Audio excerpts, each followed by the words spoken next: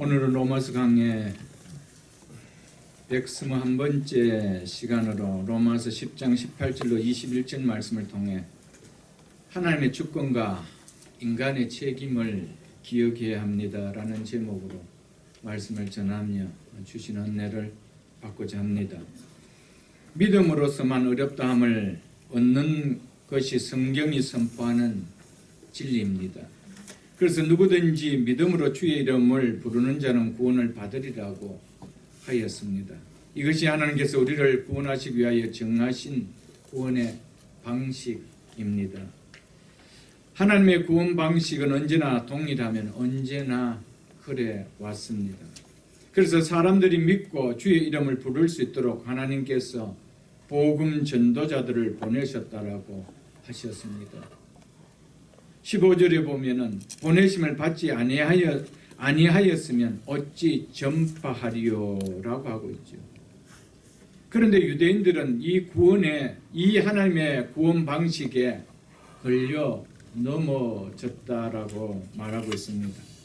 그래서 들은 자들이 다 복음을 순종하지 아니하였다라고 말했습니다. 오늘 본문인 18절로 21절 말씀은 사도 바울이 앞에 11절로 17절에 이러한 내용이 사실이라는 것을 구약에서 예언된 여러 말씀들을 인용해서 입증해 주는 내용입니다. 즉 유대인들이 복음을 순종하지 아니한 것은 구약에서 예언되어졌기 때문이라는 것이 본문의 내용입니다. 그렇다고 그들이 책임을 피할 수 있느냐? 결코 그렇지 않다라는 것이 이것이 오늘 본문이 주는 핵심 메시지입니다. 바울은 본문 앞절 17절에서 믿음은 그리스도의 말씀을 듣는 것으로 말미암아 난다라고 했습니다. 그렇다면 유대인들이 구원의 믿음이 없는 것은 그리스도의 말씀을 즉 복음을 듣지 못했었냐? 그렇지 않다라는 것입니다. 분명히 들었다라는 것입니다. 그래서 오늘 본문 18절은 이렇게 말씀하고 있습니다. 그러나 혹은 다른 번역에 보면 그러면 이렇게 되어 있습니다. 그러면 내가 말하노니 그들이 듣지 아니하였느냐? 즉 듣지 못하였느냐? 그렇지 아니하니 그 소리가 온 땅에 퍼졌고 그 말씀이 온 땅 끝까지 이르렀도다 하였느니라. 이처럼 바울은 이스라엘 백성이 구원의 믿음을 일으키는 그리스도의 말씀을 복음을 분명히 들었다라고 강조하고 있습니다. 유대인들이 그리스도의 말씀을 듣지 못하기 때문에 믿지 못했다라고 변명할 수 없다라는 것을 바울은 강조하고 있는 것입니다. 왜냐하면 바울은 10편 19편 4절의 말씀을 인용해서 그 소리가 온 땅에 퍼졌고 그 말씀이 땅끝까지 이르렀다라고 했기 때문입니다. 여기서 그 소리와 그 말씀은 문맥으로 보아 그리스도의 말씀 즉 복음을 말하는 것임을 우리는 알 수가 있을 것입니다. 여기서 온 땅과 땅끝까지는 문자적인 의미라기보다 유대인들이 거하는 어느 곳에서도 그리스도의 말씀은 들려졌음을 강조하기 위한 표현으로 보는 것이 자연스럽습니다. 18절의 가장 중요한 진술은 유대인들이 자기들은 그리스도의 말씀을 즉 복음을 들은 기억이 없다라고 변명할 수 없다라는 사실을 지적하고 있는 것입니다. 그래서 바울이 내가 말하노니 그들이 듣지 아니하였느냐라고 말하는 것입니다. 복음은 1차적으로 새로운 것이 아니라는 것을 말하는 겁니다. 이미 너희들이 들었고 너희들이 들고 있는 구약 성경을 통하여 이미 넉넉히 들었다는 사실을 말해주고 있습니다. 성경 몇 군데를 좀 찾아보겠습니다. 요한복음 5장을 보겠습니다. 요한복음 5장. 요한복음 5장 신약성경 151쪽입니다. 요한복음 5장 39절을 보겠습니다.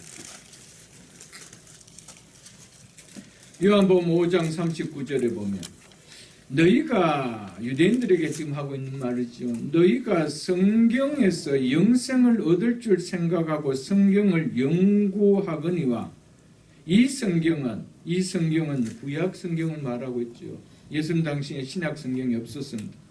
이 성경이 곧 내게 대하여 증언하는 것이니라 라고 하고 있습니다. 그렇다면 그들이 구약 성경을 들고 예수 그리스도의 복음을 듣지 못했다라고 말할 수 없다라는 것입니다. 왜?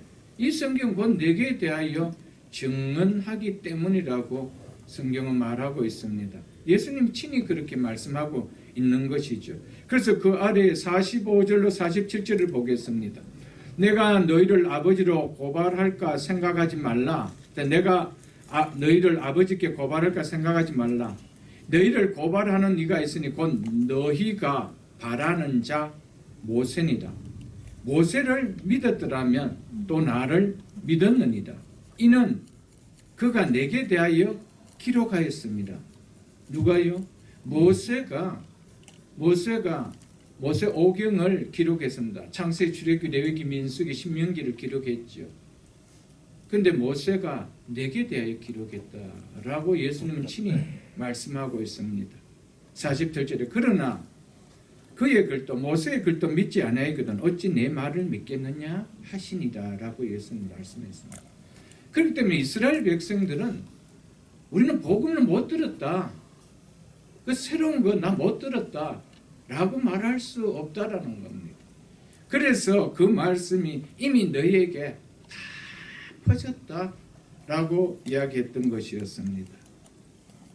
이미 그들이 그렇게 사랑하고 있던 구약 성경을 통해서 복음은 다 들려졌다라고 말하고 있습니다. 그래서 디모데후서도 한번 보겠습니다. 346쪽입니다. 신약성경 346쪽입니다. 신약성경 346쪽 디모데후서 3장 14절로 15절을 보겠습니다. 그러나 너는 디모데를 말하지요. 바울이 디모데에게 이렇게 말합니다. 그러나 너는 배우고 뭘 배웠다는 거예요? 성경을 배우고 확신한 일에 거하라. 너는 내가 누구에게서 배운 것을 알며 또 어려서부터 성경을 알았나니. 무슨 성경을 알았다는 겁니까? 바울 당시에 아직 신약 성경은 기록되고 있는 상황 속에 있었지 완성된 기록은 없었습니다. 그렇기 때문에 모든 성경의 인용은 다 구약 성경이었습니다. 그래서 또 어려서부터 구약 성경을 알았나니 구약 성경은 즉 성경은 이 말이죠. 구약 성경은 능히 너로 하여금 그리스도 예수 안에 있는 믿음으로 말미암아 구원에 이르는 지혜가 있게 하였느니라. 아멘. 사도 바울도 이미 너희가 들고 있는 구약 성경 안에는 그리스도 예수로 말미암아 그리스도 예수 안에 있는 믿음으로 말미암아 구원에 이르는 지혜가 다 그 속에 있다라고 말하고 있습니다. 이처럼 구약 성경은 믿음으로 말미암아 구원에 이르는 그리스도의 복음을 나타내고 있다라는 것입니다. 구약 성경 속에 구원이 충만하게 들어있다라고 말하고 있습니다. 그래서 바울은 유대인들에게 너희가 듣지 아니하였느냐라고 말하였던 것이었습니다. 그리고 너희가 듣지 아니하였느냐라고 말한 2차적인 이 의미는 오순절을 통해서 각 나라에 흩어져 있던 유대인들이 예루살렘에 올라와서 복음을 들을 기회를 다 갖게 되었습니다. 그래서 복음을 들은 그들은 자기 지역으로 돌아가서 그들이 들은 복음을 또한 전했습니다. 복음을 들은 그들을 통해서 전파되었을 뿐 아니라 또 다른 복음 전도자를 통하여 이 복음은 전해졌다는 것입니다. 사도행전 8장을 한번 보겠습니다. 사도행전 8장 1절을 보겠습니다. 199쪽입니다. 로마서 앞에 사도행전 8장을 보겠습니다. 사도행전 8장 1절입니다. 사울이 그가 죽임 당함을 그가 누굽니까? 스데반이죠. 사울은 스데반이 죽임당함을 마땅히 여기다 그날에 예루살렘에 있는 교회에 큰 핍박이 있어 사도 외에는 다 유다와 사마리아 모든 땅으로 흩어지니라. 그 흩어진 사람들이 두루 다니며 무슨 말씀을 전할세? 복음의 말씀을 전하세라고 했습니다. 그렇기 때문에 이들이 흩어지면서 복음을 전했기 때문에 흩어진 곳에 사는 유대인들이 복음을 우리는 못 들었다라고 할 수가 없다라는 것입니다. 그래서 바울이 그들이 듣지 아니하였느냐? 그렇지 아니하니라라고 말했던 이유가 여기 있습니다. 이처럼 들었음에도 불구하고 복음에 순종하지 않았다는 것은 믿음으로 구원을 받는다는 복음이 그들에게 우습게 들릴 만큼 여겨졌기에 경청하지 않았다는 말입니다. 그것에 대해서 관심을 두지 않았다라는 말입니다.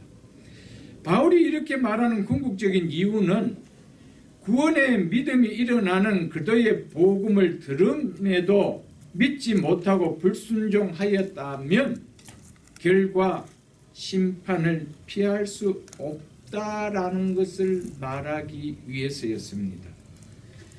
들었음에도 불구하고 그 말씀을 경청하지 못하고 그래서 그 말씀을 믿지 못했다라면 그 책임은 너희들이 피할 수 없다라는 것을 이야기해 주시기 위하여 그들이 듣지 아니하였느냐? 그렇지 아니하다라고 하였던 것이었습니다. 19절을 보겠습니다. 본문 19절을. 그러나 내가 말하노니 이스라엘이 알지 못하였느냐? 18절에서는 내가 말하노니 그들이 듣지 아니하였느냐라고 했는데 여기서는 이스라엘이 알지 못하였느냐라면서 이 말에 대해서 한 번 더 반복하고 있는 것입니다.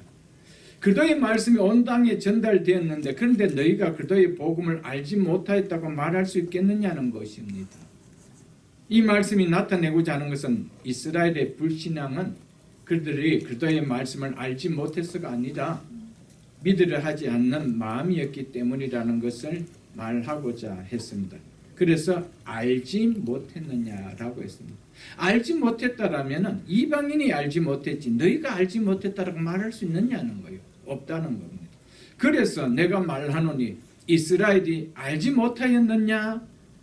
먼저 모세가 이르되 내가 백성 아닌 자로서 너희를 시기하게 하며 미련한 백성으로 너희를 노엽게 하리라 하였고 라고 했습니다. 내가 백성 아닌 자로서 너희를 시기하며 미련한 백성으로서 너희를 노엽게 하리라 즉 화나게 하리라 라고 하였습니다. 이 말씀은 신명기 32장 21절 말씀을 바울이 인용하고 있는 말씀입니다. 신명기 32장 전체의 문맥을 본다라면은 이스라엘 백성이 불순종하여 가나안에 들어가지 못한 출애굽 1세대에 대한 책임을 기록하고 있는 내용입니다. 그 가운데 하나님이 어떻게 불순종한 이스라엘 백성들을 처리하시는지를 나타내는 것이 바로 바울이 인용한 신명기 32장 21절 내용입니다. 이스라엘 백성은 광야에서 우상숭배로 하나님의 시기와 질투를 일으켰습니다. 이로 인하여 하나님은 이방인들에게 관용을 베푸셔서 하나님이 선택하신 이스라엘 백성보다 더 존귀하게 여기심으로 이스라엘을 시기나게 하고 질투나게 하실 것임을 말한 것이었습니다. 여기서 백성 아닌 자와 미련한 백성은 동일한 의미로 이방인을 가리키는 말입니다. 사도 바울은 이 말씀을 인용하여 그리스도의 말씀을 듣는 것에 불순종함을 보이는 유대인들에게 이 말씀을 적용시켰습니다.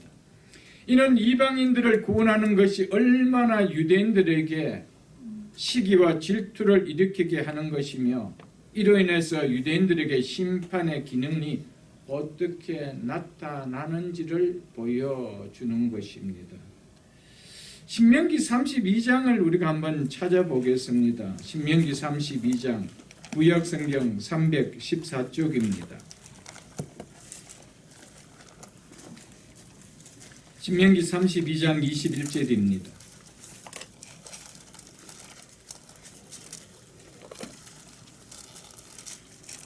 신명기 32장 21절 그들이 하나님 아닌 것으로 하나님이 아닌 것은 우상을 이야기합니다.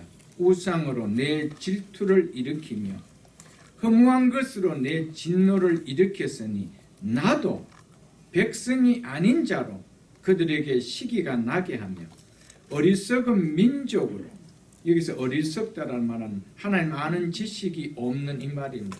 즉 하나님 지식이 없는 이방 민족을 가리키는 말입니다. 어리석은 민족으로 그들의 분노를 일으키리로다. 모세가 이것을 지금 예언하고 있는 것입니다. 이 말씀은 모세가 죽음을 앞두고 후에 있게 될 우상을 섬긴 이스라엘의 거역에 대한 하나님의 심판을 예언한 것으로 이스라엘의 우상 숭배에 대해서 하나님을 의인화시켜 하나님의 감정을 묘사하여 나타낸 말씀입니다. 하나님의 질투는 미움에 근거한 것이 아니라 사랑에 근거한 교육적인 차원의 심판인 것을 우리에게 말해주고 있습니다. 하나님께서는 당신에게 돌아올 영광과 찬송을 당신의 어떤 피조물이나 형상에게 돌아가게 할 때 하나님의 속성상 우러나오는 사랑의 감정이 바로 질투라는 것입니다. 하나님은 당신의 택한 백성을 사랑하시기 때문에 그 백성의 영혼이 헛된 우상에게 빼앗길 때 그것을 시기하고 질투하시는 것입니다. 그만큼 하나님의 사랑은 절대적인 것이며 그 사랑을 누구에게도 빼앗길 수가 없었던 것이었습니다. 그렇기 때문에 그 사랑을 하나님의 사랑을 누군가에게 다른 곳에 사랑을 나타낼 때 하나님은 당신의 백성에게 질투할 만큼 사랑을 드러내신다는 것입니다. 그래서 출애굽기 그 앞에 있는 출애굽기 20장을 한번 보겠습니다. 출애굽기 20장 3절로 5절에 보면은 십계명을 기록하면서 이렇게 말씀을 하셨습니다. 출애굽기 20장 3절로 5절에 보면 너는 나 외에 다른 신들을 내게 두지 말라. 너희를 위하여 새긴 우상을 만들지 말고 또 위로 하늘에 있는 것이나 아래로 땅에 있는 것이나 땅 아래 물속에 있는 것에 어떤 형상도 만들지 말며 그것들에 절하지 말며 그것들을 섬기지 말라. 나 내 하나님 여호와는 질투하는 즉 시기하는 하나님인적이라고 말씀하고 있습니다. 하나님께서 친히 당신은 나는 질투하는 하나님이다. 내 사랑이 이렇게 나타난다라고 당신께서 친히 말씀을 하셨습니다. 그래서 이스라엘 백성들이 광야에서 우상을 섬겼을 때 내 질투를 그들은 하나님이 아닌 것으로 내 질투를 일으키며 험한 것으로 내 진노를 일으켰으니 나도 백성 아닌 자로 그들에게 시기를 나게 하며 어리석은 민족으로 그들의 분노를 일으키리로다라고 하셨던 것이었습니다. 그래서 하나님은 백성이 아닌 자들을 사랑하고 그들에게 축복을 허락하심으로 이스라엘의 질투를 즉 시기를 불러 일으키신다는 것입니다. 이는 이스라엘의 불순종에 대한 당연한 결과인 것을 말해줍니다. 그들이 허무한 것으로 내 진노를 일으켰으니 나도 백성 아닌 자로 그들에게 시기가 나게 하며 이방 민족으로 그들의 분노를 일으키리라고 한 이 예언은 아수르, 바벨론, 메데바사, 로마 등과 같이 이방 민족이 끊임없이 이스라엘을 침략하여 이스라엘을 괴롭게 함으로써 역사상 성취되었습니다. 그래서 그들의 분노를 일으키게 하였습니다. 하나님 계신 성전이 이렇게 멸시를 당해도 됩니까? 라고 할 만큼 그들의 분노를 일으키게 만들었습니다. 그들은 끊임없이 이방 민족으로부터 계속 이 멸시를 당하는, 그렇게 침략을 받는 일을 당하게 했던 것이었습니다. 그러나 그들이 허무한 것으로 내 진노를 일으켰으니 나도 백성 아닌 자로서 그들에게 시기를 나게 하며 이방 민족으로 그들의 분노를 일으키려고 한 이 궁극적인 이 예언의 의미는 신약 시대의 구속사적 측면에서 성취될 예언임을 바울은 말하고 있다는 것입니다. 바울은 복음을 거절한 유대인들보다 복음을 받아들인 이방인들을 먼저 교회 안으로 이끌읍니다. 그래서 교회 안으로 이끄심으로써 유대인들로 하여금 시기 나게 하여서 그들도 마침내 회개하고 복음을 받아들이게 하실 하나님의 구속 계획을 말하기 위해서 이 말씀을 인용했던 것이었습니다. 그래서 우리가 본문인 로마서 11장, 로마서 10장 다음 장인 11장을 보겠습니다. 11장 11절에 이렇게 말씀하고 있습니다.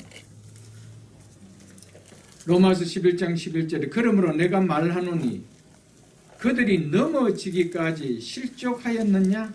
그럴 수 없느니냐? 그들이 넘어짐으로, 유대인들이 넘어졌다는 것이죠.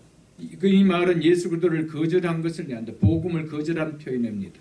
그들이 넘어짐으로 구원이 이방인에게 이르러 이스라엘로 시기 나게 함이니라 라고 말씀하고 있습니다. 그래서 구원이 이방인들에게 들어간 거예요. 그 이방인들이 예수를 믿고 이방인들이 교회를 세우는 거예요. 그래서 그들이 그것을 보고 시기가 난다는 겁니다. 이 말은 이방인들의 구원을 통해 유대인들의 시기를 유발시키어서 회심의 기회를 갖게 하는 것이죠. 궁극적으로는 그들이 그리스도를 믿는 믿음으로 돌아오게 한다는 것입니다. 어떻게 했어요? 시기 나게 했어요. 이방인들이 저렇게 믿는데, 이방인들이 구원을 받는데 하나님 백성인 우리가 이런 마음을 갖게 한다는 것이죠. 이방인이 하나님 백성이 된다는 것이 유대인들에게는 큰 시기였습니다. 질투였습니다. 그들이 개같이 여겼던 이방인들이 하나님 백성이 될 수 있느냐는 거예요. 그들이 교회를 세울 수 있느냐는 거예요. 하나님은 이스라엘 백성들을 구원하기 위하여 하나님의 구원의 방법은 그렇게 세우셨던 것이었습니다. 이방인들로 하여금 시기 나게 해서 그들이 구원받는 것을 보면서 시기 나게 했어. 그들이 회개하고 돌아올 수 있도록 한 것이었다는 것입니다. 이스라엘에게 있어서 가장 존경하는 사람이 있다라면 많은 사람들 중에 가장 존경하는 사람은 바로 모세입니다. 유대인들에게서 모세는 남다른 위대한 대단한 존재입니다. 그는 하나님의 율법을 받은 자요, 이스라엘 백성을 출애굽시켜서 약속의 땅 가나안 땅으로 인도하여 들어갔던 자였습니다. 따라서 모세의 증거만큼 권위를 갖게 하는 증거는 없다는 것이죠. 따라서 이 모세의 증거만큼 큰 권위를 갖는 증거가 없기에 이런 모세가 그들의 잘못으로 인해서 이방인에게 하나님의 사랑과 축복이 흘러 들어가게 했다라면은 이것만큼 권위 있는 말이 없다는 겁니다. 이 이야기는 너희들이 존경하고 있는 모세가 한 얘기가 아니냐. 모세가 너희들의 잘못으로 인하여 이방인들에게 축복이 흘러 들어갈 것이다. 그래서 너희들이 그것을 보고 시기 나게 할 것이다. 누가 이야기했느냐? 내가 가장 존경하는 모세가 이야기하지 않았느냐? 라고 하고 있다라는 것입니다. 그래서 바울은 이런 모세가 한 말을 인용하여 유대인들이 복음을 거절하고 이방인들이 부르심을 받았다라는 것, 이것은 모세가 예언한 거 아니냐? 이렇게 얘기를 하고 있다라는 겁니다. 이렇게 모세 때부터 이미 이방인에게도 복음이 미칠 것이 예언되어 있었다라는 것을 바울은 말해주고 있습니다. 이 말은 유대인들 너희가 그렇게 위대한 인물로 여기는 모세가 하나님으로부터 받아 말하였다는 것이지 않느냐는 것입니다. 내가 말하는 것이 아니라는 거예요. 너희가 그렇게 존경하는 모세가 이미 이렇게 예언해 놓지 않았느냐는 거예요. 그러면 너희가 이런 일을 알지 못하였다라고 말할 수 없다라는 겁니다. 복음 이방인들에게 흘러 들어가고 그리고 너희들이 복음을 받지 못했다라는 것은 이미 성경에 예언되어 있는 일이라는 것입니다. 이처럼 이런 사실을 유대인들이 알고 있었지만은 그들의 불행이 뭐였습니까? 우리가 정신 차리고 이런 때가 되면은 무조건 우리는 복음을 받아야 되지. 유대인들이 복음이 들어간다라면 우리는 어떻게 해서라도 우리가 복음을 받아야 되지. 이런 생각이 들어야 되는데 그들의 불행은 복음을 받아들이지 않을 뿐 아니다. 그러한 지식을 애써 부인했습니다. 그 말씀을 자기 좋은 대로 해석해 버린다는 것이죠. 그런 뜻이 아니야 라고 한 것이었고 그런 뜻이라고 전하는 바울의 말을 애써 외면하려고 했다는 것이었습니다. 바울은 하나님의 영감을 받아서 로마서를 기록하고 있습니다. 그런 가운데 유대인들이 그렇게 존경하는 위대한 모세가 한 말을 들어서 유대인들이 보이고 있는 현실을 핑계할 수 없도록 하였다는 것입니다. 바울이 이 사실에서 분명하게 확증하려는 것은 유대인들도 부르심을 받았지만은 복음이 유대인들보다 이방인들을 위한 것이 될 것이라는 것을 말하고자 합니다. 유대인들은 복음을 받아들이지 않았지만은 이방인들은 이 복음을 받았지 않았냐. 이것은 바로 구약에 이미 예언되어가 있었던 일의 성취다라는 것을 말해주고 있다는 것입니다. 하나님의 나라에는 유대인들보다 이방인들이 더 많게 될 것이라는 것을 지금 바울은 확증해 주고 있는 것입니다. 일어나고 있는 그 일이 이미 모세를 통하여 예언된 바라는 것입니다. 바로 이 때문에 이스라엘이 복음에서 밀려나고 하나님께서 미련한 백성이라 불려지는 이방인들에게 이 복을 주신다는 것입니다. 이것은 교회를 가리켜 하시는 말씀입니다. 이것은 단순하게 이 눈에 보이는 지성의 로컬 처치를만을 이야기하는 것이 아닙니다. 하나님께서 이 하나인 이 우주적 교회를 나타내는 것입니다. 교회는 주로 이방인들로 구성되었습니다. 물론 소수 유대인들도 함께 참석하였습니다. 그러나 대부분 초대교회부터 교회는 이방인들로 구성되어 일어났습니다. 우연히 그럴까요? 절대 그렇지 않습니다. 성경은 한 점도 빗나가지 않고 하나님께서 예언하신 그 말씀, 계시하신 그 말씀 그대로 하나님이 주도해 가시며 성취해 가고 계신다는 사실입니다. 이것을 우리에게 보여주고 있습니다. 신약성경 마태복음 21장을 한번 보겠습니다. 신약성경 마태복음 21장, 신약성경 36쪽입니다.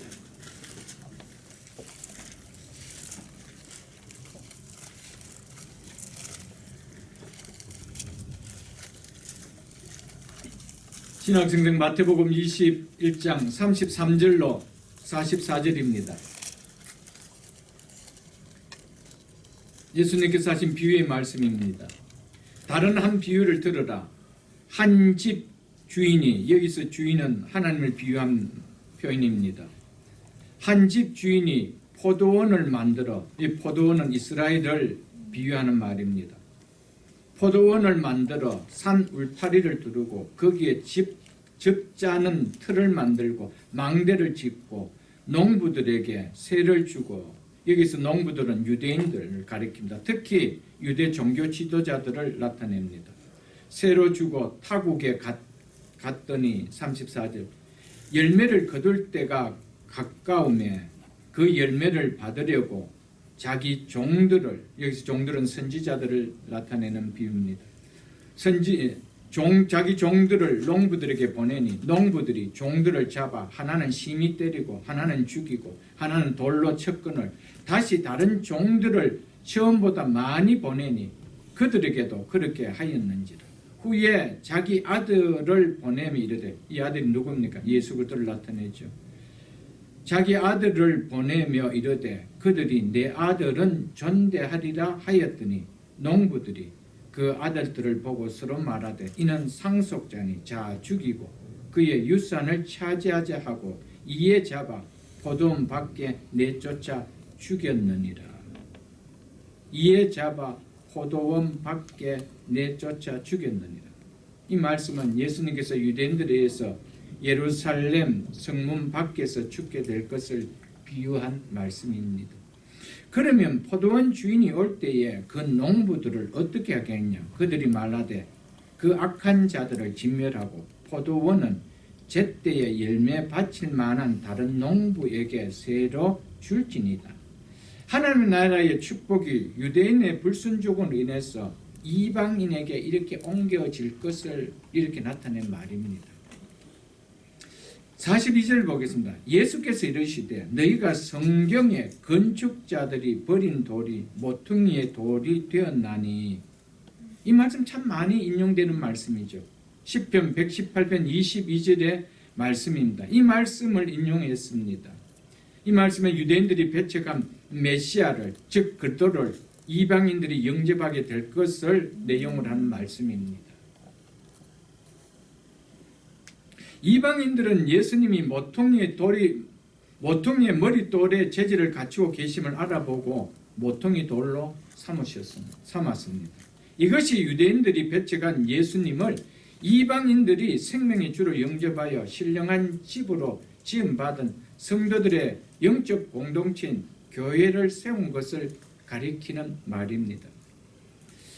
이것은 주로 말미암아 된 것이요, 이것은 사람의 힘으로 되어진 일이 아니고 주로 말미암아 된 것이요, 우리 눈에 기이하도다 함을 읽어본 일이 없느냐라고 했죠. 43절 보겠습니다. 그러므로 내가 너희에게 이르노니 하나님의 나라를 너희는 빼앗기고, 너희가 누굽니까? 유대인들이죠. 너희는 빼앗기고 그 나라의 열매 맺는 백성은 받으리라 라고 했습니다. 천국 복음의 주도권이 예수 그리스도를 배척한 유대인들에게서 영접하는 이방인들에게 넘어감으로 말미암아 하나님의 나라가 이방인의 차지가 될 것을 예언하는 말씀이시죠. 44절 보겠습니다. 이 돌 위에 떨어진 자는 깨지겠고 이 돌이 사람들 위에 떨어지며 그를 가루로 만들어 흩으리라 하시니라. 이는 생명의 산돌이신 예수님을 배척한 자들에게 임할 하나님의 심판을 나타낸 말씀입니다. 이처럼 예수님께서도 비유의 말씀을 통하여 이스라엘이 밀려나고 이방인들에게 이 복이 주어질 것임을 말씀했습니다. 세상이 돌아가는 이야기는 세상 사람들은 세계사처럼 들려질지 모르지만 이 세상을 짓고 운영하신 하나님의 편에서는 구속해 나가시는 일입니다. 그래서 하나님은 이방인들을 통하여 이방인을 통하여 복음이 들어가고 그 복음이 다시 유대인들에게 식이 나게 해서 들어가게 할 것이다. 이것은 하나님이 세우신 계획이었습니다. 그런데 그 계획대로 지금 그렇게 되고 있다는 겁니다. 성경을 받았고 들고 있었던 유대인들은 예수 그리스도를 배척했지만 그들이 배척했던 이거 쓸모없는 돌이라고 버렸던 그 돌들을 이방인들이 모퉁이 돌로 삼았다는 겁니다. 그래서 하나님의 교회의 주춧돌은 이방인들로 지금 세워지고 있다는 것이죠. 출애굽기도 한번 보겠습니다. 구약 출애굽기 19장을 보겠습니다. 111쪽입니다. 출애굽기의 19장을 보겠습니다. 출애굽기 19장 5절로 8절 말씀을 보겠습니다. 세계가 다 내게 속하였나니, 누구에게 속하였다고? 하나님께 속했대요. 세계가 다 내게 속하였나니 너희가 내 말을 잘 듣고 내 언약을 지키며 너희 모든 민족 중에서 내 소유가 되겠고, 여기서 너희가 누굽니까? 이스라엘 백성이죠. 너희는 내 소유가 되겠고 너희가 내게 대하여 제사장 나라가 되며 거룩한 백성이 되리라. 이 말씀에 줄을 끊으십시오. 내 소유가 되겠고, 6절에 너희가 내게 대하여 제사장 나라가 되며 거룩한 백성이 되리라. 너는 이 말을 이스라엘 자손에게 전할지라. 모세가 내려와서 백성의 장로들을 불러 여호와께서 자기에게 명하신 그 모든 말씀을 그들 앞에 진술하니 백성이 일제히 응답하여 이르되 여호와께서 명령하신 대로 우리가 다 행하리다. 우리가 다 행하리다. 모세가 백성의 말을 여호와께 전하매라고 했습니다. 자, 이 말씀이 어떻게 능력적인가? 베드로전서를 한번 보겠습니다. 신학에 가서 베드로전서 2장을 보겠습니다. 신학성경 379쪽입니다. 379쪽. 신학성경 379쪽입니다.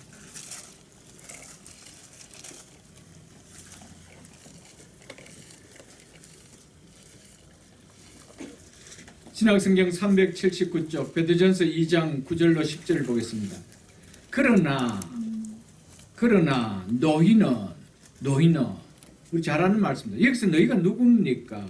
여기서 너희는 베드로전서 1장 1절로 2절에 보면은 예수 그리스도의 사도 베드로는 본도, 갈라디아, 갑바도기아, 아시아와 비두니아와 흩어진 나그네 곧 하나님 아버지의 미리 아심을 따라 성령이 거룩하게 하심으로 순종한가 예수 그리스도의 핏부림을 얻기 위하여 택하심을 받은 자들에게 편지하노라 라고 한 바로 이들입니다. 바로 이들이 너희라는 것입니다. 혈통적 의미에서 여러 족속에 속해 있는 자들입니다. 이런 너희가 무슨 자요? 그래서 택하신 족속이요 왕같은 제사장들이요 거룩한 나라요 그의 소유된 백성이니. 아까 어디서 보았습니까? 아까 출애굽기 19장에서 반 5절로 6절 말씀입니다. 내 소유가 되겠고 너희가 내게 대하여 제사장 나라가 되며 거룩한 백성이 되리라고 했는데 지금 누가 되고 있다는 겁니까? 흩어져 있는 혈통적 의미에서 여러 족속에 속하는 이들이 이제 택하신 족속이요 왕같은 제사장들이요 거룩한 나라요 그의 소유된 백성이 되었으니 이는 너희를 어두운 데서 불러내어 그의 기이한 빛에 들어가게 하신 이의 아름다운 덕을 선포하게 하려 하심이라. 10절 보겠습니다. 그래서 너희가 전에는 백성이 아니더니 유대인이 아니란 말이죠. 이스라엘 백성이 아니란 말이죠. 그래서 너희가 전에는 백성이 아니되 이제는 하나님의 백성이요 전에는 긍휼을 얻지 못하였더니 이제는 긍휼을 얻은 자니라. 아멘. 하나님의 말씀은 그대로 응해집니다. 하나님의 말씀은 한치의 예측 없이 너희가 이 모든 민족 중에서 내 소유가 되겠고 너희가 내게 대하여 제사장 나라가 되면 거룩한 백성이라 되리라고 했어요. 그런데 전제가 있었습니다. 내 말을 듣고 내 언약을 지키면 그랬습니다. 그런데 그는 복음을 짓지 않았습니다. 그런데 이 복음을 순종했던 이방인들이 이 복을 차지했다는 것이죠.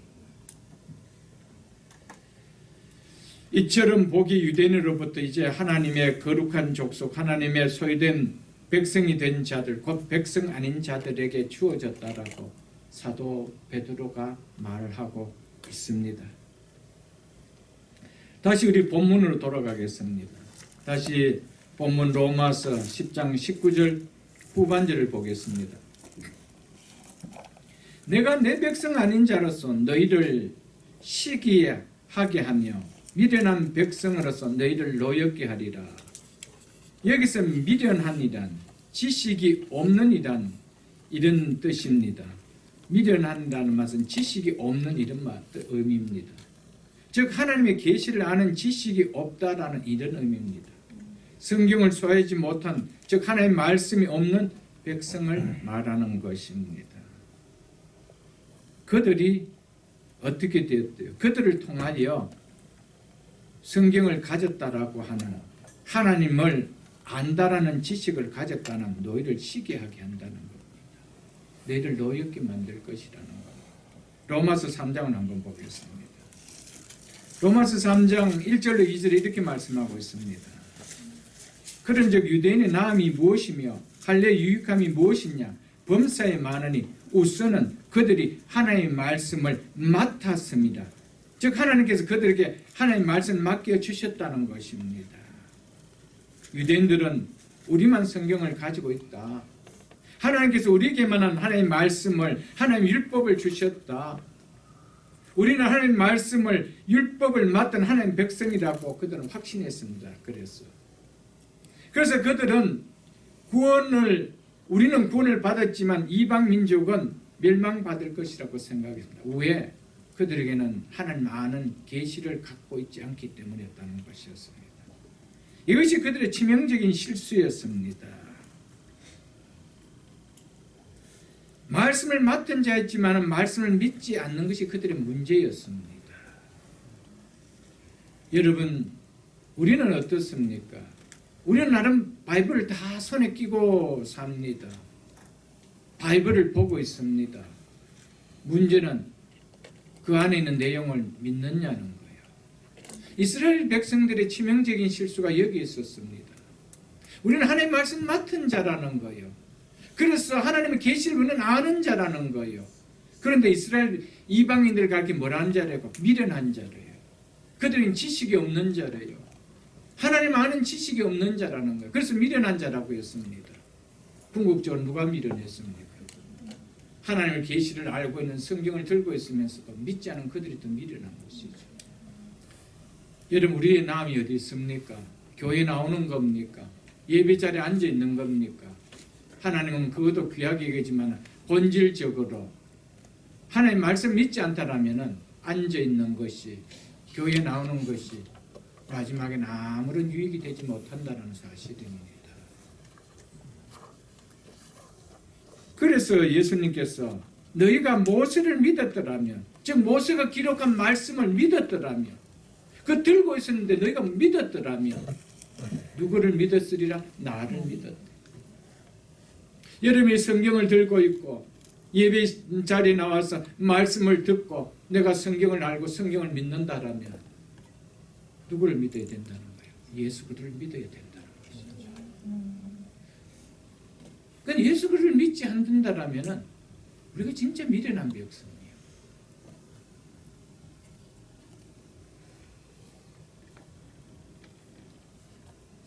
그래서 오늘 우리의 본문 20절 보겠습니다. 오늘 본문 20절. 이사야는 매우 담대하여, 다른 번역에 보면 매우 담대하게 이렇게 표현되어 있습니다. 이 말은 이스라엘이 불순종에 대해 변명할 수 없도록 이전의 증거보다 더 강력한 증거를 선지자 이사야가 말하고 있기 때문에, 이런 의미에서 바울이 이사야가 매우 담대하게 이렇게, 이것은 바울이 의미적으로 붙인 겁니다.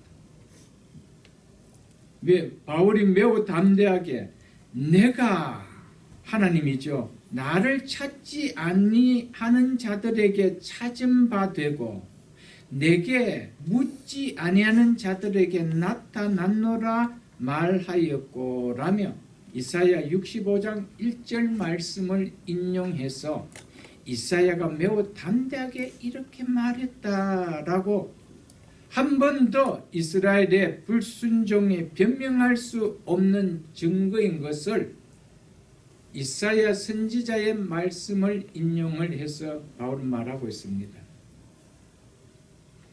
이 20절은 바로 앞절 19절 하반절에 내가 백성 아닌 자로서 너희를 시기하게 하며 미련한 백성으로서 너희를 노엽게 하리라는 말씀을 좀 더 보충해 주는 말씀인 것입니다. 내가 나를 찾지 않은 자들에게 찾은 바 되고 내게 묻지 않은 자들에게 나타났노라. 이렇게 하여서 그들로 시기 나게 하고 노엽게 하고 분노하게 한다는 것입니다. 유대인들은 하나님 찾았다는 거예요. 그런데 그들에게는 하나님이 찾은 바가 되지 아니하고 전혀 하나님을 찾지도 않고 하나님에 대해 묻지도 않은 그들에게 나는 찾은 바가 되고 그들에게 물음이 되었다라고 하니까 얼마나 신경질 나겠어요. 그렇게 시기를 일으켰다라고 지금 하고 있는 것을 말하고 있습니다. 나를 찾지 않은 자들, 내게 묻지 않은 자들은 동일하게 이방인들을 말하고 있죠. 바울은 구원의 은혜가 이방인들에게 들어갔다는 것이 모세만 그렇게 말한 것이 아니라 선지자 이사야도 그렇게 말했다는 겁니다. 이사야 선지자가 말한 이사야서를 한번 보겠습니다. 65장 1절을 보겠습니다. 1048쪽입니다. 이사야서 65장 1절. 구약성경 1048쪽입니다. 이사야서 65장 1절입니다. 나는 나를 구하지 아니하였던 자에게, 즉 이방인들에게 물음을 받았으며, 즉 찾음을 받았다 이 말입니다. 하나님께서 이방인들을 부르셨다 이 의미입니다. 나를 찾지 아니하던 자에게 찾아냄이 되었으며 내 이름을 부르지 아니하던 나라에 내가 여기 있노라 하였노라. 2절 보겠습니다. 내가 종일 손을 펴서 자기 생각에 따라 옳지 않는 길을 걸어가는 패역한 백성들을 불렀나니라고 말씀하고 있습니다. 이방인들은 하나님을 찾지 않았습니다. 그들은 택한 족속이 아니었습니다. 그들은 아웃사이드에 있었던 사람들이었습니다. 바울이 강조하는 것은 이런 이방인들이 하나님의 부르심을 받고 구원의 인사이드로, 하나님 나라의 인사이드로 들어왔다라는 것을 말해주고 있습니다. 그래서 사도 바울은 에베소서 2장 12절로 13절에 이렇게 말했습니다. 그때 너희는 그리스도 밖에 있었고 이스라엘 나라 밖의 사람이라. 약속의 언약에 대해서는 외인이요 세상에 소망이 없고 하나님도 없던 자들이 이제는 전에 멀리 있던 이방인이 되죠. 너희가 그리스도 예수 안에서 그리스도의 피로 가까워졌느니라 라고 했습니다. 이 말씀 그대로 이방인들은 그리스도 밖에 있었고 이스라엘 나라 밖에 아웃사이드의 사람이었습니다. 언약에 대해서는 외인이었습니다. 아웃사이드에 있었던 자들이었습니다. 그래서 세상에 소망이 없고 하나님도 없었던 아웃사이드의 인생들이었습니다. 그들을 하나님이 불러주셨대요. 그래서 이제는 나와 가까워질 수 있도록 구원의 인사이드로 하나님 나라로 들어오게 하셨다라는 것입니다. 이처럼 이방인들이 예수 그리스도의 복음에 순종하고 구원의 인사이드로 불러짐을 받은 자들이 되었다는 것입니다. 선지자 이사야의 예언대로 그대로 성취되었다는 것입니다. 나를 구하지 않던 자에게 물음을 받으며 나를 찾지 않는 자에게 찾아남이 되었으며 내 이름을 부르지 않던 날에 내가 여기 있노라 라며 하나님은 하신다는 것입니다. 이 말씀 이대로 신약시대 때 그리스도 밖에 있었고 이스라엘 나라 밖에 있었고 약속의 언약에 대해서는 외인이었고 하나님도 없었던 그들이 인사이드로 들어오는 주역이 되었다는 겁니다. 왜 그럴까요? 그들의 실력인가요? 아닙니다.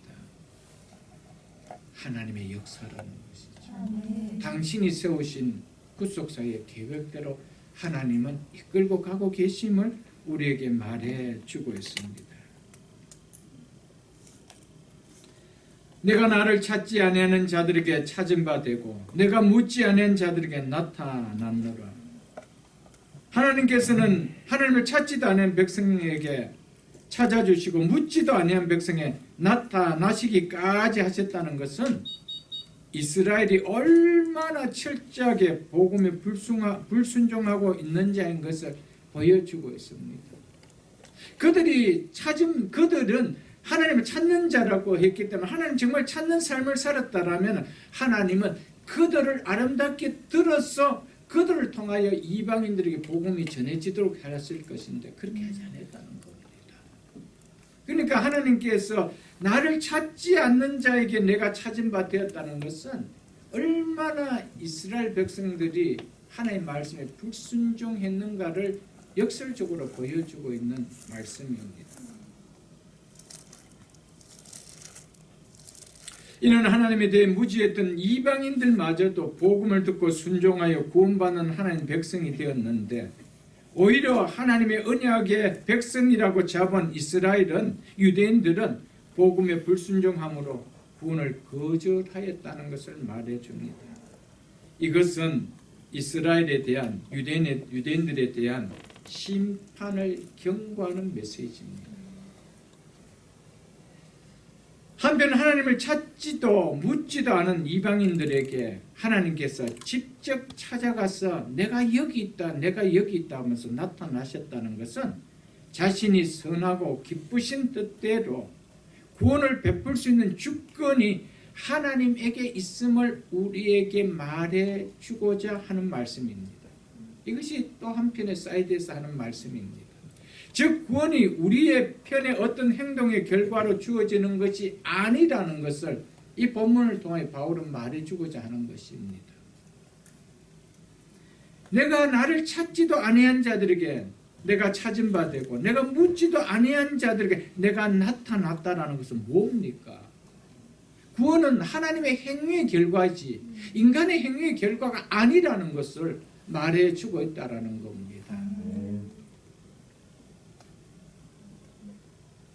이방인들이 구원을 받은 것은 그들의 어떠한 행동의 결과가 아니었습니다. 그들은 하나님을 찾지도 않은 자였습니다. 하나님을 묻지도 않은 자들이었습니다. 어디 있습니까? 라고 묻지도 않았습니다. 그런 자들에게 하나님이 찾아줌이 되어주셨고 물어주심이 되어주셨고 나타나주심이 되었다는 겁니다. 이 이야기 무슨 이야기입니까? 구원은 전적인 하나님의 행동의 결과라는 것을 우리에게 말해주고 있는 것입니다. 그래서 로마서 9장 11절에도 이렇게 말씀했죠. 그 자식들이 아직 나지도 아니하고 무슨 선이나 악을 행하지 아니한 때에 택하심을 따라 되는 하나님의 뜻이 인간의 행위로 말미암지 않고 오직 부르신 이로 말미암아 서게 하는 자. 부르신 이로 말미암아. 이것은 하나님의 행위를 말하는 겁니다. 그렇기 때문에 구원은 우리의 어떤 행위의 결과가 아니고 전적으로 하나님의 행위의 결과라는 것을 오늘 20절을 통하여 선명하게 우리에게 말해주고 있습니다. 이것이 성경이 말하고 있는 구원의 방편이다, 방도다 라고 말하고 있습니다. 우리가 어떻게 구원을 받았습니까? 라고 말한다면 그 이유에 대해서는 우리는 하나님의 행위의 결과라고 말할 수밖에 없습니다. 여러분과 제가 어떻게 구원을 받았습니까? 그것은 하나님의 행위의 결과지요. 우리는 그렇게 대답할 것밖에 없습니다. 우리의 행위의 결과가 아닙니다. 우리에서 나타날 행위는 어떤 것도 구원을 받을 수가 없다라는 것입니다. 그것을 선명하게 말해주기 위해서 나를 찾지도 않는 자에게 내가 찾은 바가 되었다는 것, 나에게 묻지도 않는 자에게 내가 물음이 되어 주시고 어디 있느냐고 묻지도 않는 그들에게 내가 여기 있다라고 하면 하나님 스스로가 먼저 나타나 주셨다라고 말해주고 있는 것입니다. 우리 인간 속에 구원에 기할 만한 어떤 것 하나라도 있습니까? 없습니다. 성경은 없다라고 이야기합니다. 왜요? 완전하게 타락했기 때문에. 우리 안에 구원에 기여할 어떤 것이 있느냐? 하나도 없다라고 성경은 말하고 있습니다. 만일 구원이 인간의 이해의 결과라든지 인간의 지식이나 인간의 행위의 결과라면 유대인들은 마땅히 유익한 입장에 있었을 것입니다. 구원을 받는 누구보다도 유익한 입장에 있었습니다. 누구보다도, 이방인들보다도. 근데 인간 편에서는 구원을 얻을 만한, 기여할 만한 어떤 것도 없기 때문에 구원의 결과는 오직 하나님의 행위의 결과일 뿐이라는 것을 20절 통해서 명쾌하게 보여주고 있다는 것이죠. 이방인들은 구원에 있어서는 전혀 소망이 없는 자들이었습니다. 그도 밖에 없고 이스라엘 밖에 없고 언약의 약속에 있어서 그들은 외인이었던 자들이었습니다. 그래서 소망이 없었던 자들이었습니다. 그러나 결과는 반대였습니다. 이들이 먼저 구원을 받았다는 겁니다. 이방인들은 구원에 있어서 하나님 나라에 있어서 하나님의 교회에 있어서 그들이 먼저 들어왔습니다. 유대인들은 여전히 이 일에 있어서는 아웃사이더라는 것이죠. 여러분, 우리가 이것을 보면서 구원은 인간의 어떤 행위의 결과에서가 아니라는 것을 우리는 꼭 기억할 수 있어야 됩니다. 이처럼 구원이 하나님의 주권에 달려있고 우리를 선택하여 주시는 하나님의 은혜 외에는 그 어떤 것에도 달려있지 않다라는 것을 우리는 꼭 기억해야 됩니다. 전적으로 하나님의 선하시고 기뻐하신 뜻을 따른 것이기 때문에 하나님께서 주권적인 뜻으로 그 일을 행하고 계신다는 것입니다. 하나님께서는 당신이 원하시는 자를 누구든지 선택할 주권적 능력을 그분은 갖고 계십니다. 그에 대해서 피조물인 우리는 어떠한 말도 할 수가 없다라는 것이죠. 모든 인간은 죄인이므로 구원받을 만한 자격이 있는 사람은 이 땅에 한 사람도 없습니다. 누구도 구원받는 일에 어떤 기여할 수도 있는 사람은 없습니다. 구원을 주시는 분은 하나님이시며 구원은 하나님 손에 달려있기에 그리고 어느 누구도 구원받을 만한 자격이 있는 사람이 없기 때문에 하나님께서 유대인에게든지 이방인에게든지 구원을 주신 권한은 하나님에게만 있다는 것입니다. 그래서 그 앞에 있는 10장 11절로 13절을 보십시오. 성경에 이르되 누구든지 그를 믿는 자는 부끄러움을 당하지 아니하리라 하니 유대인이나 헬라인이나 차별이 없습니다. 차별이 없습니다. 한 분이신 주께서 모든 사람의 주가 되사 그를 부르는 모든 사람에게 부여하시도다. 누구든지 주의 이름을 부르는 자는 구원을 받으리라 라고 하셨습니다. 두 번이나 누구든지 그를 믿는 자는 누구든지 주의 이름을 부르는 자는 구원을 받으리라고 했습니다. 하나님은 누구에게든지 차별 없이 하나님의 주권적인 능력으로 구원을 베풀 수 있다라는 것을 이야기하고 있습니다. 구원은 우리에게 있는 것이 아니고 하나님의 주권적인 능력에 달려있음을 말하고 있습니다. 여러분과 저는 여기서 말씀하시는 누구든지에 포함된 자임을 확실히 믿습니까? 무엇이 누구든지를 결정합니까? 우리가 결정합니까? 결정하는 자는 하나님이십니다.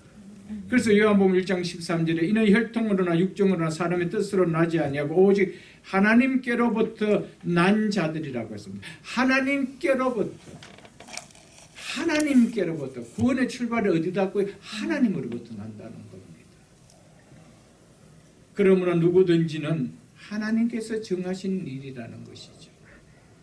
그런데 우리에게 누구든지에 속하는 자가 될 수 있도록 복음이 들려질 수 있을 때 그것이 믿을 수 있도록 역사해 주셨다는 것이죠.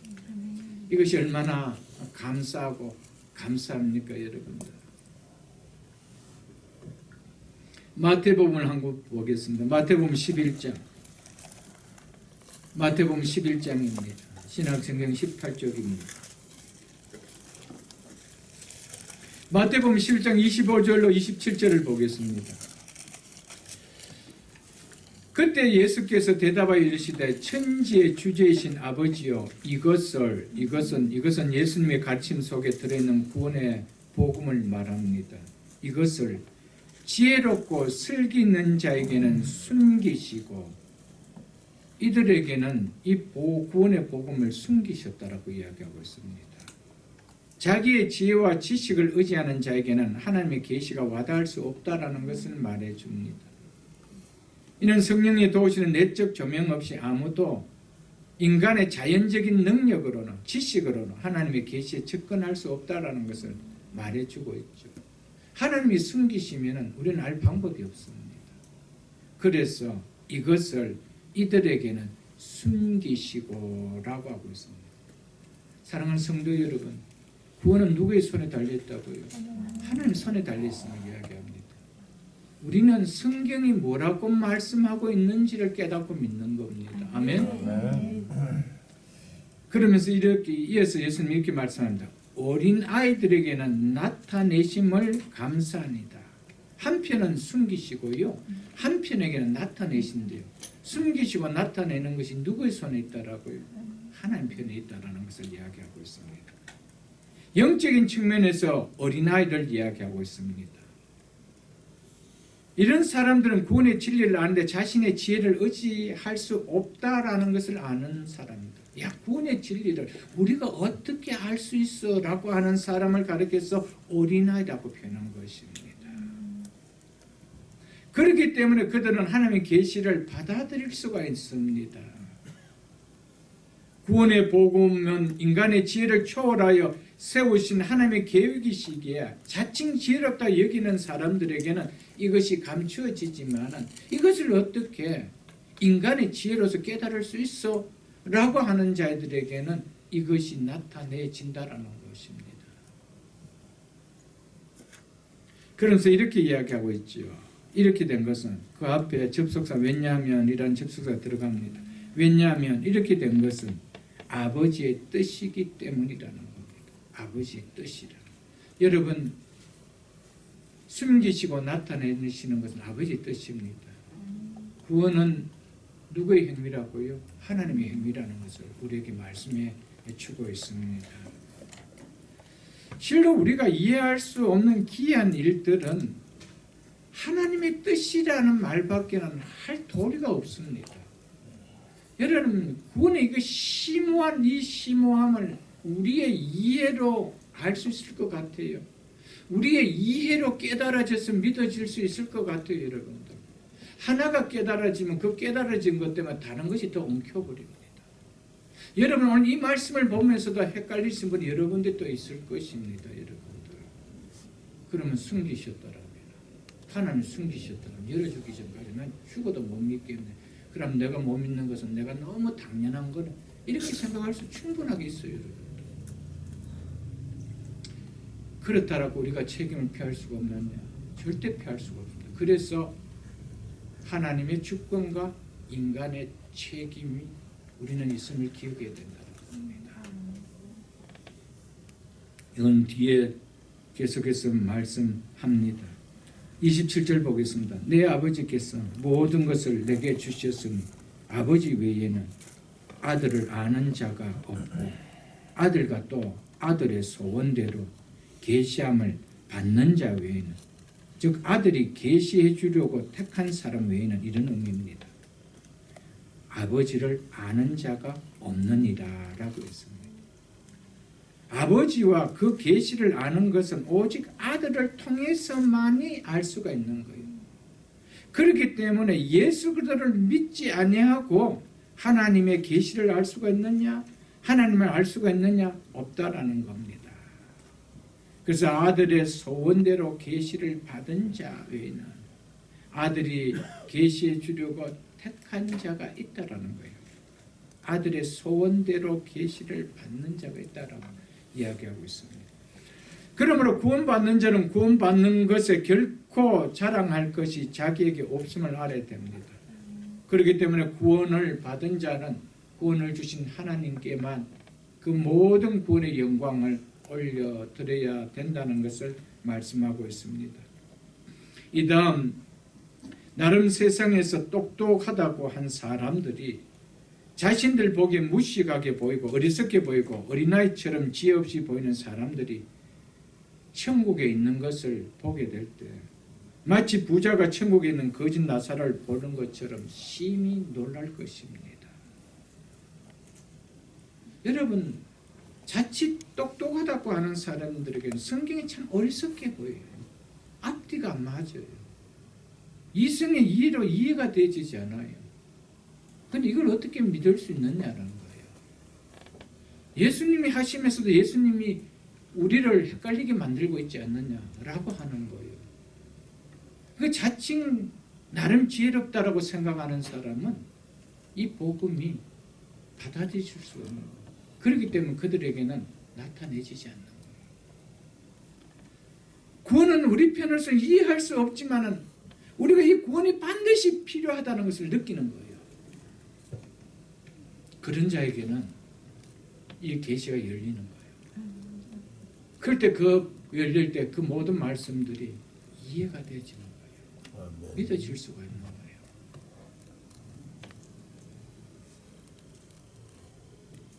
구원은 우리에게 걸림돌처럼 보이는 구원의 방편이 걸려 넘어지지 않고 순종하는 사람이 누린다는 것을 우리는 잊지 마십시오, 여러분. 복음이 모든 믿는 자에게 주시는 구원을 주시는 하나님의 능력임을 믿는 자만이 이 구원의 방편에 걸려 넘어지지 않고 그 복음에 순종하는 겁니다.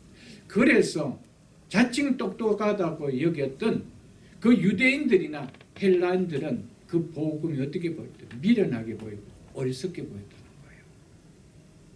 그러나 구원을 얻은 우리에게는 그것이 한없는 하나님의 능력이요 지혜로 와닿는다는 것이죠. 마지막 21절을 보겠습니다. 접속사 그러나라는 접속사가 들어갑니다. 그러나 이스라엘에 대하여 이르되, 이방인들이 순종하는 방면에 유대인들은 그렇지 않다라는 것을 말하기 위하여 이스라엘에 대하여 이르되라고 하고 있습니다. 그러면서 이사야 65장 2절의 말씀을 인용해서 지금 바울이 이야기합니다. 순종하지 아니하고 거슬러 즉 거역하여 말하는 백성에게 내가 종일 내 손을 벌려노라. 순종하지 아니하고 거슬러 말하는 백성이 누굽니까? 이스라엘 백성이죠. 이스라엘 백성을 향해서 내가 종일 즉 쉬지 않고 끊임없이 이런 의미입니다.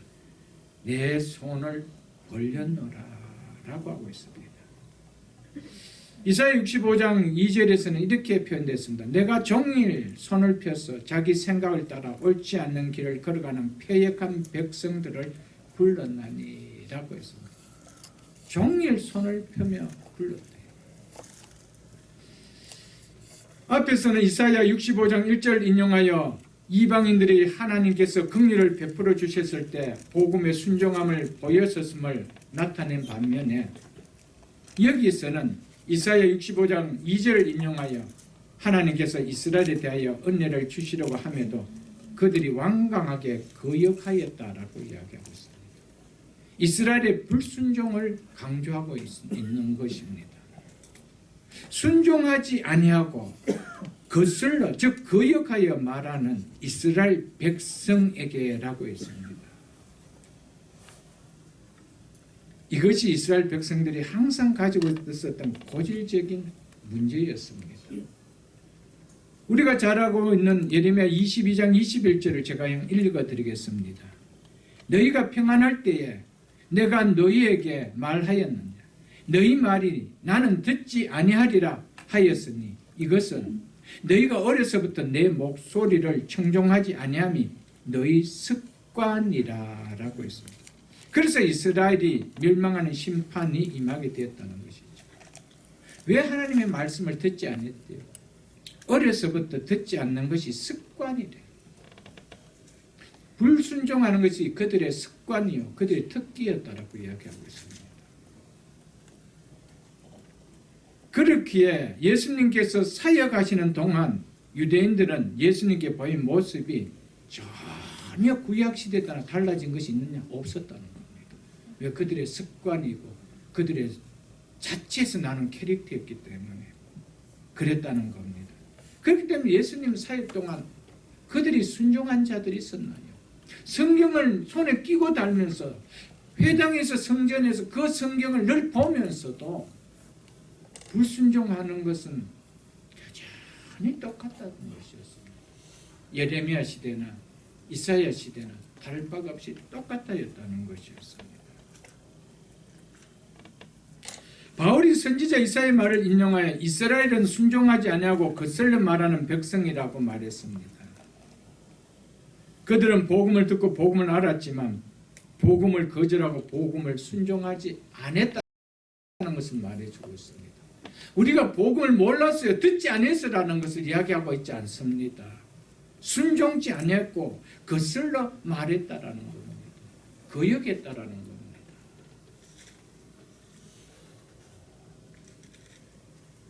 바울은 오늘 본문을 통하여 우리에게 구원에 대하여 두 가지 중요한 요소를 말해주고 있습니다. 첫째는 하나님께서 우리를 어떻게 구원하시는지를 말해주고 있습니다. 그것은 우리에게 보이신 하나님의 행위로 우리가 구원을 받게 되었다는 것을 말해줍니다. 즉 전적으로 우리를 택하여 주신 하나님의 주권적인 행위로 우리가 구원받게 되었다는 것을 말해주고 있습니다. 둘째는 그러면서 바울은 유대인들이 구원받지 못하는 것이 그들이 복음을 거절했기 때문이라고 또한 말해주고 있습니다. 이것이 어떻게 보면은 상충되는 것 같아요. 이게 잘 화합되지 않은 것 같아요. 하나님의 주권적인 행위로 구원을 받게 해줬다는데, 그런데 또 한편에는 그들이 스스로 복음을 거절했기 때문에 구원을 받지 못했다고 말한 것이 이게 잘 융화가 되지 않는 것이 보일 겁니다. 그러나 성경은 이 두 가지를 선명하게 양쪽 사이드에서 다 이야기해 주고 있습니다. 바울은 우리보다 비교되지 않을 만큼 월등하게 머리가 좋은 사람입니다. 성경을 13권이나 쓸 만큼 머리가 탁월했던 가마리엘 문화생이었습니다. 그가 이 말을 보면서 헷갈리지 않겠어요? 그가 직접 이야기를 하고 있는 거예요. 왜요? 성경이 두 사이드를 다 이야기하고 있기 때문에.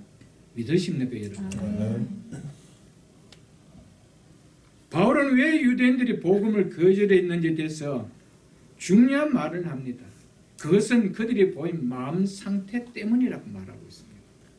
그들이 말씀에 순종하지 않고 거역함을 보인 그것은 바로 그들의 마음의 상태가 그렇기 때문이었다라고 말하고 있습니다. 불순종과 거역을 보인 것은 바로 그들의 마음 상태였다는 것입니다.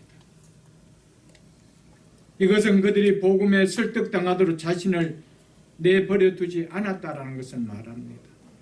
복음을 들을 때 그것을 받아들이려고 애쓰는 것이 아니고 밀어내려고 애썼다는 것이죠. 거역하려는 자세를 가졌다는 것입니다. 그것을 말해주고 있습니다.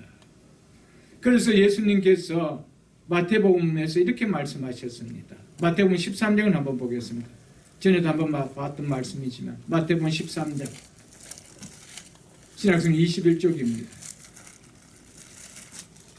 마태복음 13장 11절로 15절입니다.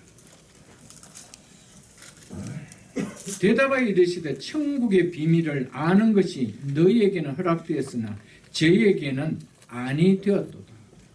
예수님께서 분명히 이야기하죠. 천국 비밀을, 구원의 비밀을 아는 것이 한쪽에는 허락됐는데 한쪽에는 허락되지 않았다라고 이야기하고 있습니다. 이걸 보면은 구원을 주시는 주체가 누구란 것을 이야기할 수 있는 하나님이신 것을 이야기하고 있잖아요. 그러면서 이렇게 계속 이야기하고 있습니다. 무릇 있는 자는 받아 넉넉하게 되되 없는 자는 그 있는 것도 빼앗기리라. 그러므로 내가 그들에게 비유로 말하는 것은 그들이 보아도 보지 못하며 들어도 듣지 못하며 깨닫지 못함이니라. 14절 이사야의 예언이 그들에게 이루어졌으니 일렀으되 너희가 듣기는 들어도 깨닫지 못할 것이요 보기는 보아도 알지 못합니다. 이 말씀 그대로 예수님이 오셔서 공생의 기간 동안에 일이 그대로 일어났다는 것이죠. 15절 이렇게 얘기합니다. 이 백성들의 마음이 완악하여져서 그 귀는 듣기에는 둔하고 눈은 감았으니라고 하고 있습니다.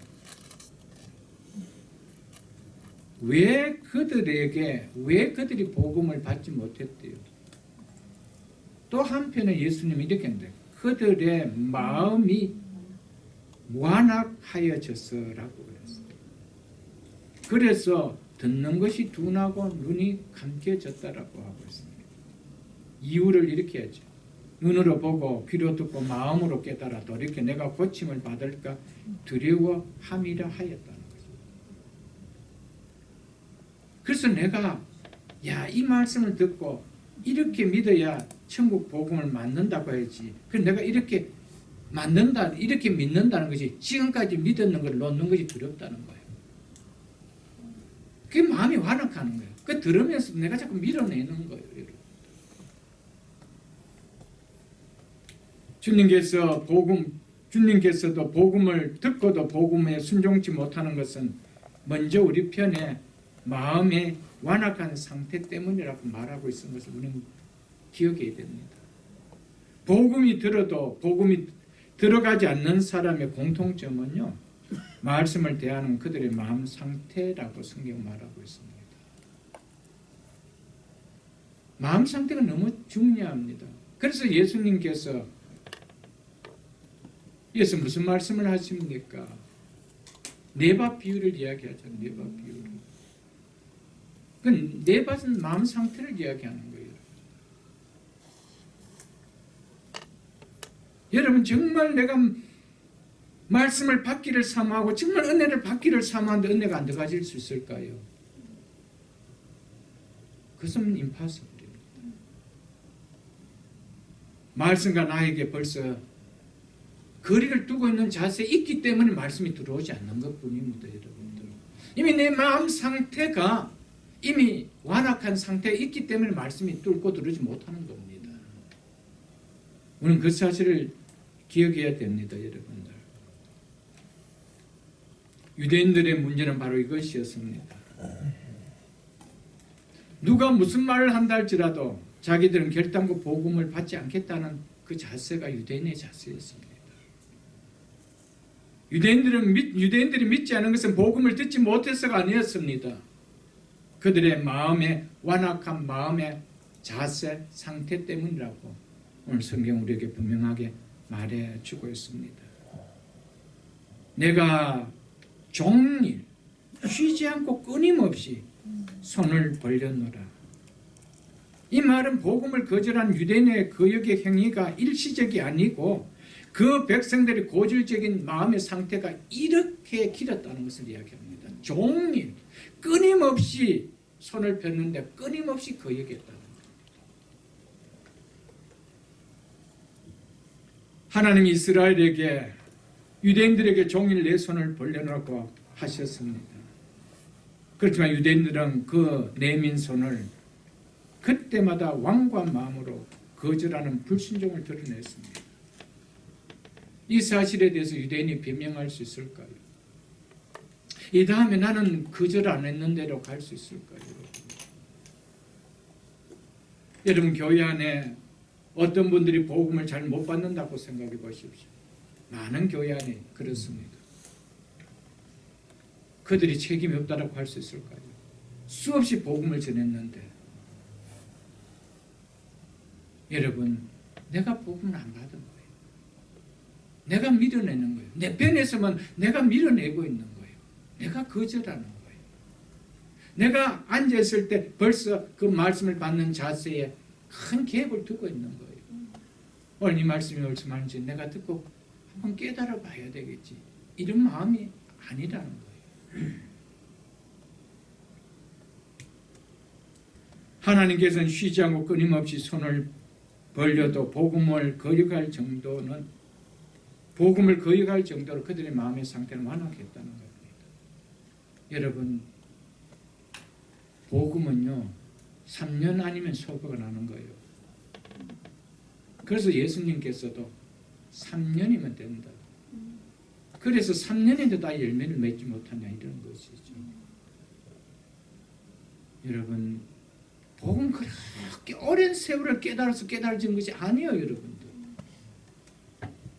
내 마음 상태가 오늘이라도 그 말씀을 받기를 원한다면 오늘 깨어지는 거예요. 수년이 복음이 두절지 않는 것은 수년 동안 나의 마음 상태가 주님의 말씀대로 이 백성들의 마음이 완악하여져서 그 귀는 듣기에 둔하고 눈은 감았다라고 한 것이었습니다. 그게 책임인 거예요. 여러분, 복음은 그렇게 오래 걸리는 거 아닙니다. 그렇게 오래 걸려서 들을 복음 같으면 어떻게 여러분들 이 복음이 땅 끝까지 전해질 수 있어요? 여러분, 복음은 마음을 여는 순간 그냥 들리는 게 복음이에요. 아멘. 어린아이도 깨닫는 것이 복음이에요, 여러분들. 그러므로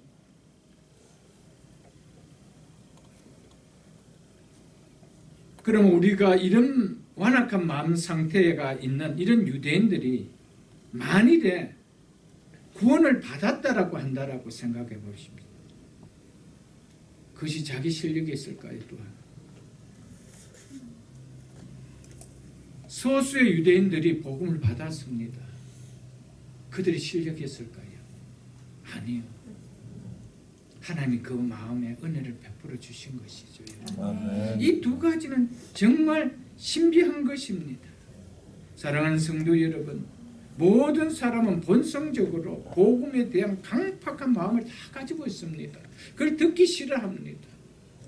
그렇기 때문에 복음을 거절하는 것은 정적으로 강팍한 마음을 가진 인간의 책임입니다.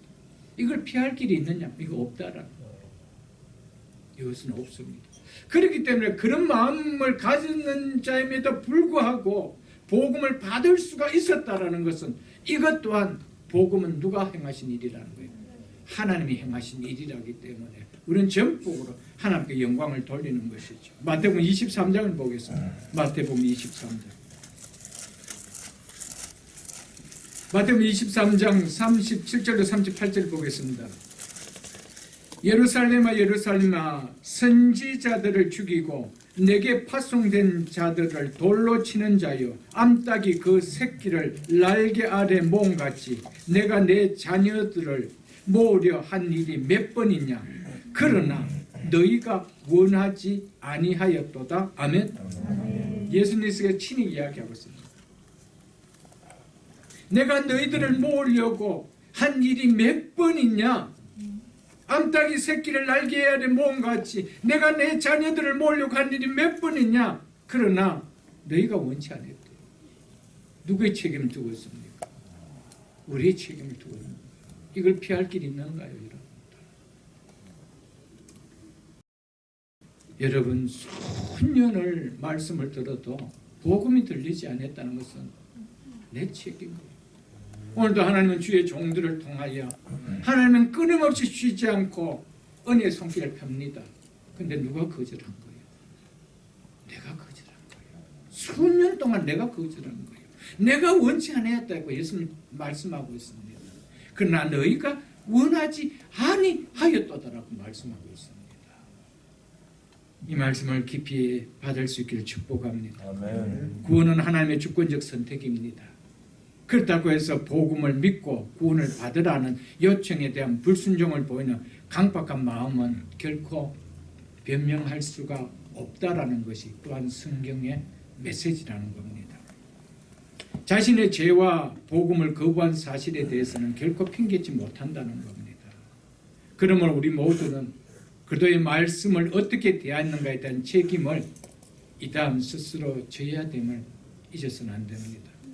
로마서 9장 30절로 10장 21절까지 오늘 본 말씀까지 바울의 메시지는 전해진 복음을 유대인들이 믿어야 하며 또한 믿지 않은 것에는 책임이 있다는 것을 강조하고 있음을 우리는 볼 수가 있을 것입니다.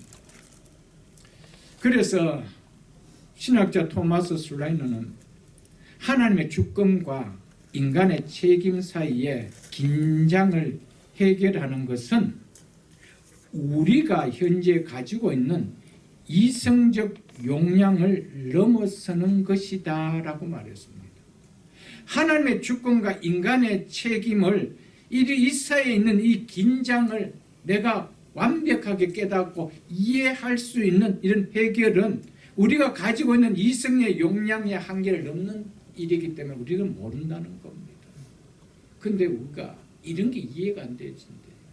이런 것이 이해가 안 되어져서 여러분들 믿지 못했다라면 그럼 믿은 사람들은 이해가 되어져서 믿었습니까? 내가 이해가 안 되어진다라는 그 완악한 마음 때문이라는 것이죠. 그게 중요한 거예요, 여러분들. 성경은 절대로 우리를 이해시켜서 믿게 하시는 거 아닙니다. 그래서 처음부터 내 뜻과 너희 뜻은 다르다라고 해서 내 생각은 너희 생각과 다르다라고 한 것입니다. 그런데 내 생각이 너희 생각보다 높대요. 그래서 내 생각에 그냥 복종하면 된다는 거예요. 아멘. 이게 복음인 거예요. 아멘? 아멘. 그래서 로이더 존스 목사님도 하나님의 주권과 인간의 책임은 하나님의 마음의 신비라고 했습니다. 하나님의 마음의 신비는 우리가 이해할 수 있는 것이 아닙니다. 하나님의 길을 다 이해할 수 없습니다. 우리는 성경이 이해하는 모든 것이 1 더하기 1은 2다는 식으로 말끔하게 정연하게 이해되질 수 있기를 원하고 있지만 그렇지 않습니다. 성경 자체가 그렇게 쓰여져 있지 않습니다. 그러나 성경의 많은 부분에 신비한 채로 그대로 두고 있음을 우리는 깨닫습니다. 그것 때문에 말씀이 더 신비한 거예요. 아멘. 여러분, 삼일체는 신비한 겁니다. 아멘. 구원의 방식은 너무나도 신비한 것입니다. 아멘. 이것이 우리가 어떻게 이해되어져서 믿어질 수 있는 것입니까? 이해되어져서 믿을 수 있게 되면 그는 하나님의 세상의 지혜로 우리를 구원하게 하셨을 것입니다. 그러나 하나님의 구원의 방법은 세상의 지혜가 아닌 하나님의 지혜, 하나님의 능력으로 구원하겠다는 것이 하나님의 선포입니다. 아멘. 우리는 이 사실에 아멘하고 받아들일 수 있어야 된다는 것입니다. 우리는 이미 9장과 10장에서도 하나님의 선택과 인간의 책임에 대해서 보았습니다. 그때도 말씀을 드렸지만 우리가 구원받았던 사실에 대해서는 어떤 공로도 우리에게는 없다는 것입니다. 전적으로 하나님께서 우리를 선택해 주신 하나님의 주권적인 행위의 결과입니다. 전적 하나님의 은혜의 결과입니다. 그러나 만일 여러분이 믿지 않고 지옥에 들어간다면 그에 대하여 여러분 외에 그 책임을 질 수 있는 사람 아무도 없습니다. 여러분 스스로 그 문제에 대해서 책임을 질 자라는 것이죠. 누구에게도 그 책임을 넘길 수가 없다라는 겁니다. 그래서 하나님 주권과 인간의 책임을 이야기하고 있는 것입니다. 여러분의 마음이 강파가 이 복음에 순종하지 않는 우리의 책임이다 라고 성경은 말하고 있습니다. 바울은 오늘 본문에서 이 두 요소를 다 말하고 있습니다. 우리는 두 요소 중 어느 한 가지도 없애서는 안 됩니다. 여러분들은 혹 이런 말을 하는 것을 들어보셨을 것입니다. 나도 잘 믿고 싶은데 그렇게 되지 않아 너무 마음이 괴롭습니다. 이런 말씀하시는 걸 혹 들어보셨을 것입니다. 결론적으로 말씀드리자면 이 말은 말이 되지 않는 말입니다. 공부는 잘하고 싶은데 어떤 특정한 기술은 잘 익히고 싶은데 그런데 생각대로 잘 되지 않습니다. 이것은 말이 되어질 수가 있겠지만 그러나 잘 믿고 싶은데 잘 믿어지지 않는 것은 말이 되지 않는다는 겁니다. 정말 내가 잘 믿고 싶다라면 성령은 잘 믿게 해주십니다. 아멘. 이건 틀림없는 역사입니다. 내가 믿으려고 하는 라인을 내가 꺼놓고 있기 때문에 그 선을 넘어가지 않으려고 내가 애쓰고 있기 때문에 내 믿음의 현 주소가 인 것이지 내가 정말 잘 믿으려고 하는데 그 능선에 안 넘어진다. 그건 아니라는 겁니다. 왜냐하면 믿음의 역사 속에는 성령이 역사하고 있기 때문에 아멘.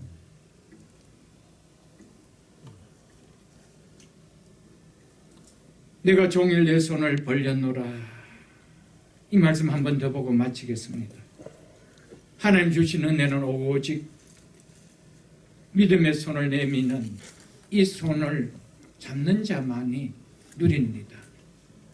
하나님의 구원은 내가 종일 내 손을 내머내는 그 하나님의 은혜의 손길을 거절하지 않고 붙드는 자가 누린다는 것입니다. 순종하지 않고 거역한 백성들에게 종일 손을 펴셨다고 하신 이 말씀에서 우리는 자기 백성을 끝까지 포기하지 않는 하나님의 사랑을 또한 마지막으로 읽어낼 수 있어야 됩니다. 하나님은 순종하지 않고 거역하는 이스라엘 백성들을 향하여, 이 유대인들을 향하여 끝까지 손을 놓지 않습니다. 그래서 이제 11장에 가보면 이스라엘은 반드시 내 백성들은 돌아온다는 거예요. 민족 전체가 돌아온다는 것이 아니고 그 중에 다수가 이제 돌아오게 될 것이라는 겁니다. 그래서 희망이 있는 거예요. 여러분, 하나님께서 종일 손을 펴는 이 하나님의 은혜가 없었다면 여러분과 저 구원을 받을 수가 있었을까요? 하나님께서 우리를 향하신 구원의 손길을 50년 정도만 두었다면 우리는 구원을 받지 못했을 것입니다. 끊임없이 주셨기 때문에 여러분과 제가 이 구원이 오늘까지 이루어지신 것 아닐까요?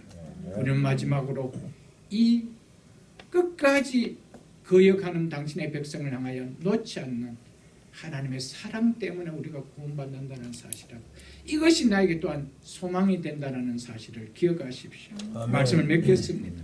하나님의 주권과 인간의 책임을 기억해야 된다는 이 말씀을 기억하면서 우리는 하나님의 말씀 속에 참으로 많은 신비함들이 있고 절충될 수 없는, 해결될 수 없는 이성으로서의 한계를 넘는 것이 있다는 사실을 깨달아 말씀이 주어질 때 그 말씀 앞에 아멘하는 것은 나의 또한 책임인 줄 알고 그 말씀 앞에 끝까지 책임을 지는 신앙을 볼 수 있는 우리 모두가 다 될 수 있기를 주님의 이름으로 축복합니다.